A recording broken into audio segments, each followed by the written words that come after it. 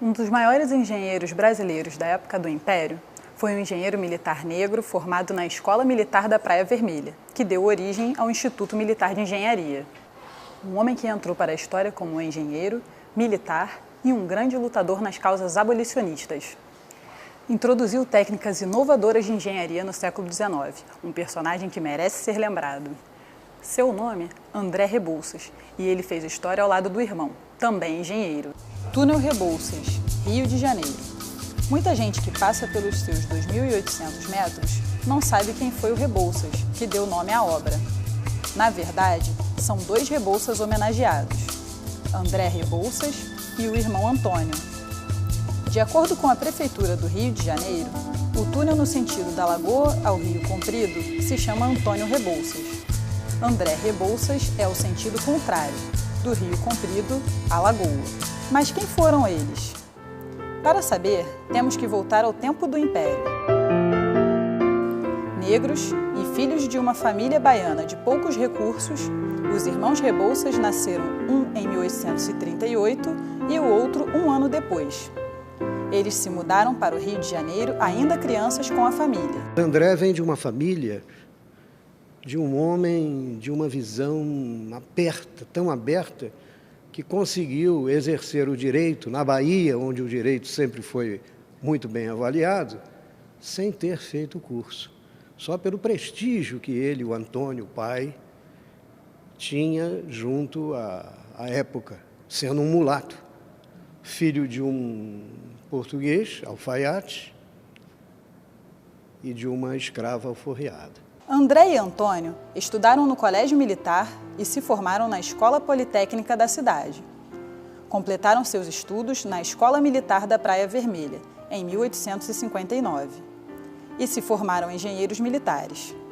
Por sinal, eles são considerados os primeiros engenheiros negros do Brasil. É fundamental para a consciência nacional, não só para a consciência negra, mas para todos os brasileiros, e em particular para as Forças Armadas, onde André e Antônio Rebouças foram um dos pioneiros na defesa do território nacional e chegando mesmo a exercer uma atividade profícua dentro das Forças Armadas, ainda com muito jovem, e quando recebeu uma das suas primeiras missões como engenheiro militar e oficial do Exército para fazer uma inspeção nas fortalezas. André serviu como engenheiro militar na Guerra do Paraguai.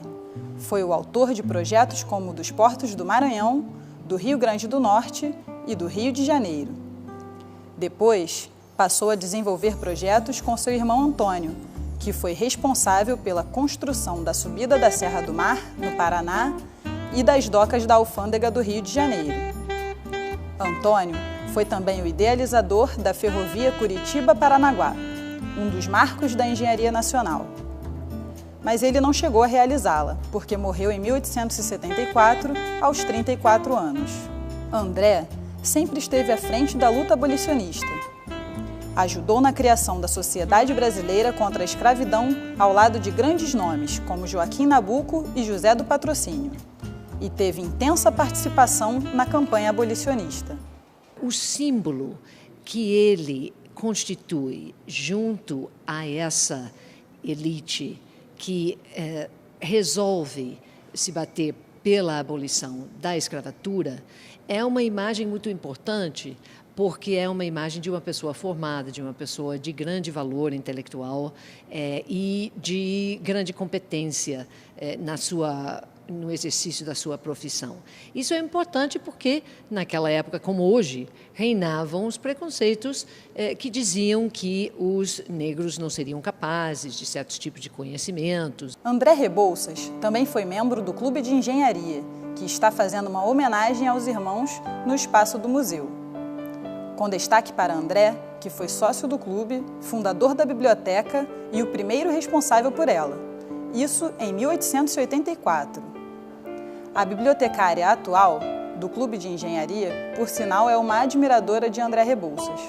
André Rebouças foi engenheiro, foi astrônomo, foi o primeiro bibliotecário, entre aspas, dessa biblioteca, ou seja, o administrador da biblioteca.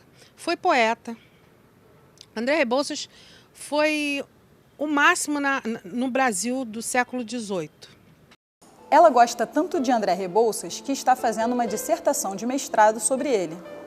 Se ela encontrou curiosidades sobre o André... Nós temos diário dele, que está na restauração. Nós temos ata da criação do clube, ata da nomeação dele, de quando ele foi responsável administrativamente pela biblioteca. Então, André Rebouças é o ar que eu respiro nesse momento. Obras raras sobre André Rebouças também podem ser encontradas na Biblioteca Nacional. O André Rebouças escrevia sobre todos os assuntos, ele era um talento incrível, admirável.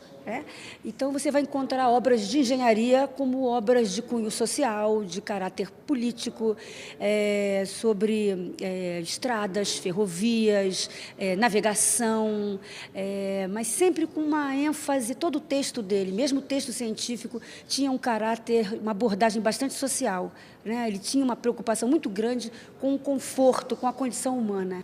André Rebouças era um grande amigo da família imperial. Tanto que, com a proclamação da República, ele saiu do Brasil junto com Dom Pedro II e sua família. Foi correspondente do The Times de Londres, depois foi para a França e para a África. Mas seu fim acabou sendo triste. Vai para Funchal, Ilha da Madeira, e é ali que ele falece. Ele falece absolutamente desgostoso da vida.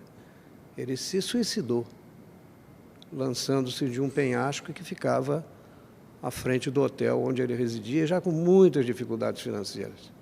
Todas estas histórias reforçam a importância de se preservar a memória dos irmãos Rebouças e das lutas e feitos de André Rebouças.